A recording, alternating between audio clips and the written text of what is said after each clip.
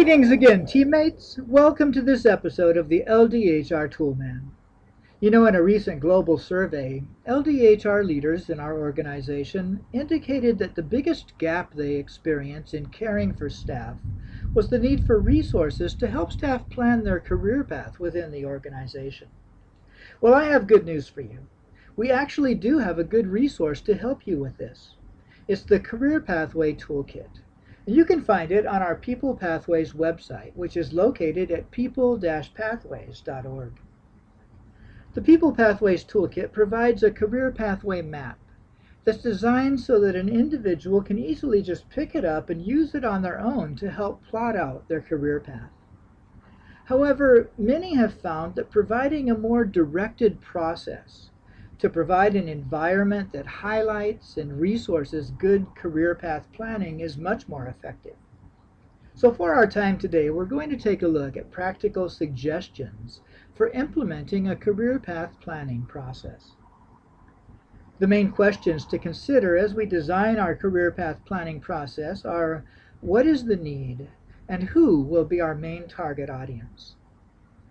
There are some good questions you can ask to help determine need. Have staff been asking for help in planning their career path? As you analyze staff movement trends, is there a particular time period where numbers of staff transitioning to other ministries or even out of the organization are at a noticeably higher rate? Do you sense a need to be more proactive in ensuring that staff are looking to the Lord and seeking His continued guidance as they serve Him? Do we have potential leaders who we'd like to begin thinking about what God may have in store for their future?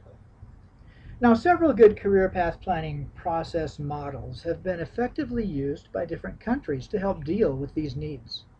So let me suggest 3 different models for you to consider.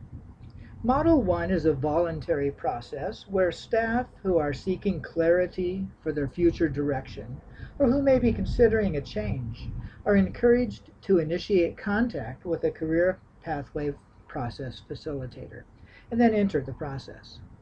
Model 2 is a mandatory process for all staff who have been serving for a determined number of years. For example, 7 years, which could be a time where past trends indicate a high number of people are making transitions. Model 3 is also a mandatory process, but is designed for staff who are known to be considering a change or who are considered to be potential leaders. The model you use will depend on your determined need and your manpower capacity. So what resources would be needed to implement a good career path planning process?